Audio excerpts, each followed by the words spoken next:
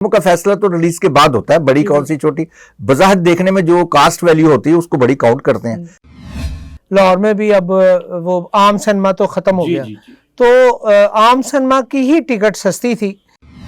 बड़ी पर तो बड़ी कुर्बानियों की तवक्को है, चूंकि अच्छा। 3 बड़ी फिल्में लग रही हैं और तीनों बड़ी हैं।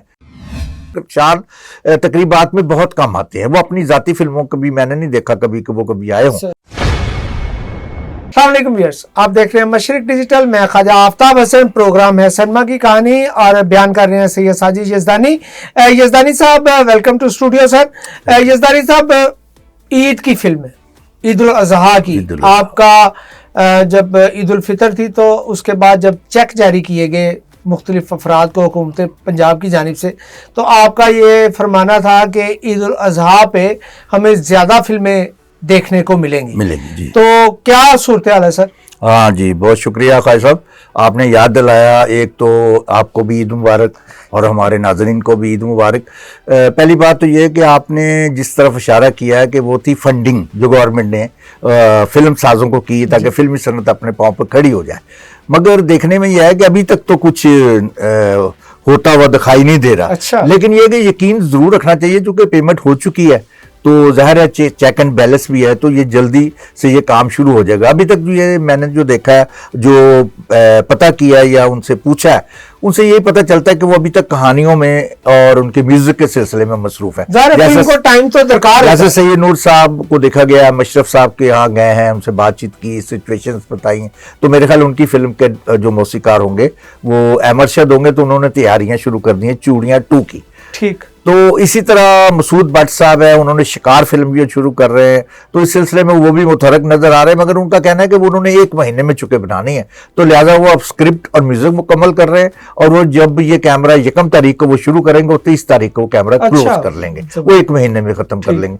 तो इस तरह पता चलता है, जो हमारे ज़राए बताते हैं या वो खुद भी कहते हैं, इस बात का इजहार भी करते हैं फिल्म साज़ और हिदायतकार, कि वो चाहते हैं कि वो फिल्में रिकॉर्ड टाइम में मुकम्मल कराएं, और इस सिलसिले में वो मुतहर्रक भी हैं। वो चूंकि ये सारे काम आजकल स्टूडियोज में होते नहीं है, आजकल निगार खाने बिल्कुल सुनाता है, वहां तो काम नहीं होता। तो कौन सा वैसे एक ही तो एक है, लेकिन उसमें कुछ नजर नहीं आता, वहां भी सुनाटा छाया हुआ। लेकिन ये काम चूंकि वो अपने घरों में या अपने स्टूडियोज में जाती जो उनके होते हैं, छोटे छोटे आजकल एक स्टूडियोज भी बन चुके हैं, या रिकॉर्डिंग हाल है, वहां तक महदूद है। कुछ लोगों ने तो अपने कहानी वगैरह लिखाने के लिए, जैसे गुलाम मोहिउद्दीन साहब ने डिफेंस में एक होटल का कमरा ले रखा है, जहां पर नासिरुद्दीन साहब रोजाना जाते हैं। अच्छा। और उनकी फिल्म की कहानी लिख रहे हैं, वो भी तैयार है। वो भी ईद के बाद गुलाम मोहिउद्दीन साहब को भी चेक मिला। जी, अब उनकी फिल्म भी ईद के बाद शुरू हो जाएगी। मेरा ख्याल ईद के बाद फौरन ये काम हो जाएगा, और मेरा ये कहना था कि ये अगली ईद पर, बड़ी ईद पर नहीं था। अच्छा। हाँ, मैं आपको याद दिलाता तस्वीर में ये करूँ कि मुझे याद है इस बात को अच्छी तरीके से, कि इतनी जल्दी तो ये खत्म नहीं करने वाले। तो ये है कि अब ये फिल्म जो नेक्स्ट ईद आएगी, यानी जो छोटी ईद, उस पर घुमसान का रन पड़ेगा। मैं आपको ये भी तो इस दफा बड़ी ईद पे क्या? बड़ी ईद पर तो बड़ी कुर्बानियों की तवक्को है, चूंकि 3 बड़ी फिल्में लग रही हैं और तीनों बड़ी हैं। तो इस दफा लगता है बड़े का काम होगा, छोटी छोटी कुर्बानियां जो रायगा चली गई हैं। वैसे भी हम देखने में भी आ रहा है कि अब वो बकरा इतना महंगा है कि बड़ी कुर्बान जानवर की तरफ रुझान ज्यादा है। हाँ जी, तो इस तरह मुझे ये फिल्मों में भी नजर आ रहा है कि ये बड़े ईद पर बड़ी फिल्में और बड़े लेवल की फिल्में लग रही हैं, जिसमें एक सबसे बड़ी फिल्म जिसके बारे में कहा जा रहा है, अदाकार शान की फिल्म, जिसको अदाकारा मीरा ही नहीं प्रोड्यूस किया, उनके फाइनेंसर है, उनके साथ भी अहबाब, उन्होंने मिलकर उसको साइको। ठीक। तो साइको का भी यहाँ पर शो हुआ था, उसका इस सिलसिले में कराची में भी टीजर वगैरह जारी और कराची में कल प्रेस कॉन्फ्रेंस करके उन्होंने वहां भी लोगों को टीजर भी दिखाया और उनको फिल्म के बारे में आगाह किया कि किस नवीयत की फिल्म होगी। तो साइको का जिन लोगों ने ट्रेलर देखा, उन्होंने भी कहा कि ये अच्छी नई, बिल्कुल नया मौजू है, तो इस पे कोशिश की जा रही है उसकी अच्छी तरीके से तशहीर और नुमाइश हो। तो इस सिलसिले में शान खासे मुतरक, शान तकरीबात में बहुत कम आते हैं। वो अपनी जाती फिल्मों को भी मैंने नहीं देखा कभी कि वो कभी आए हों, तो ये पहली मरतबा है कि वो खुद जाती दिलचस्पी से लाहौर में भी, कराची में भी, इस्लामाबाद में, मुख्तलिफ शहरों में भी यूनिट के साथ जा रहे हैं और फिल्म की तशहीर में हिस्सा ले रहे हैं, ताकि लोग निकल कर सामने। इसी तरह दूसरी एक फिल्म जो आ रही है लव दी सॉन्ग, जिसका लोगों को समझ ही नहीं आ रही कि फिल्म का नाम क्या है। मोहब्बत की कसम, मोहब्बत की कसम लोग पूछते हैं कि इसका मतलब क्या है। तो मोहब्बत की कसम, सादगी में बता देते हैं हम उनको। हाँ जी, ये लव टेल फिल्म है जिसमें फरहान सईद गुलकार है, अदाकार है, बड़े अच्छे टीवी के, उन्होंने हिस्सा लिया है और ये भी उन्होंने बड़ी मुर्फत किस्म की फिल्म बनाई है, लेकिन है तो लव स्टोरी, लेकिन उन्होंने जिस अंदाज से उसे पिक्चराइज किया वो बड़ा इंग्लिश स्टाइल है उनका। वो देखा मैंने, सेट पर भी जाके देखा था। उनका कैमरामैन भी वो जो थे जिन्होंने लेजेंड ऑफ मौला जट की अच्छा, थी, अच्छा। बड़े अच्छे कैमरामैन है, उन्होंने भी वहाँ काम करते हुए मैंने देखा, तो बड़े जदीद अंदाज से फिल्म साजी की गई है। और ये फिल्म जो है, ये लव दी सॉन्ग, ये फरहान सईद है इसमें हीरो, और इसके जो ये बनाया जिन्होंने, ये परवेज मलिक होते थे माजी में एक डायरेक्टर, अरमान एहसान, उन्होंने बड़ी बड़ी फिल्म, उनके बेटे हैं तो अरफान मलिक और दूसरे साहब भी हैं, 2 बेटे हैं उनके, उन्होंने मिलकर ये इमरान मलिक और इरफान मलिक। अच्छा, उन्होंने इमरान मलिक एक फिल्म में भी आए थे, शहजादा फिल्म में आए थे, तो अब तो वो खैर काफी मतलब बल्कि भी हो चुके हैं, वो प्रोडक्शन में आ गए। तो एक भाई डायरेक्टर बन गया, एक प्रोड्यूसर बन गया, इन लोगों ने मिलकर बनाई ये फिल्म। ये रोमांटिक फिल्म होगी और उम्मीद है कि ये हल्के फुल्के अंदाज की फिल्में ईद पर चलती हैं, तो तवक्को की जा सकती है इस पे। तो दूसरी मैं आपको तीसरी फिल्म का जिक्र करूँ तो यह है फिजा अली। ये माजी में बड़ी अच्छी फिल्में फिजा अली और नबील कुरैशी मिलकर बना चुके हैं।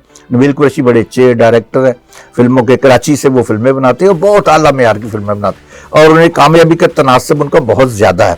इसलिए तवक्को की जा रही है कि उन्होंने जो फिल्म बनाई है ज़ुम्बीज़, वो जो ज़ुम्बी टाइप की हॉरर फिल्म है, ये एक जमाने में, ये तो 50-60 साल पहले से ये सिलसिला हॉलीवुड में शुरू था। भाई यहाँ भी हमारे यहाँ भी कार्टून्स भी हमारे वहाँ एक आध फिल्म, आप तो कार्टूनों में भी आ गए, इंडिया में भी बहुत हॉरर फिल्में बनी है। और मेरा ख्याल ये फिल्में 2 जो है, इनमें से एक साइको, इसमें भी हॉरर टाइप है क्योंकि उसमें चिड़ेल आ जाना और स्टिकर का वो जो दिखाया गया, तो लगता है वो भी हॉरर टाइप है और ये भी हॉरर है। इसकी कास्ट इसमें देखे ना, इसको मैंने बताया ना कि इसमें कास्ट में, इसमें बड़ी सबसे बड़ी खूबी इसकी कास्ट ही है ज़ुम्बी की। हाँ, जिसमें फाद मुस्तफा, वो पिछली ईद का भी हीरो, कामयाब हीरो रहा, फाद मुस्तफा टीवी से भी हिट है, और उसके साथ महवत हयात है। तो इसलिए कास्ट के हिसाब से ये बड़ी फिल्म है, दोनों में तीनों में से ये बड़ी नजर आती है।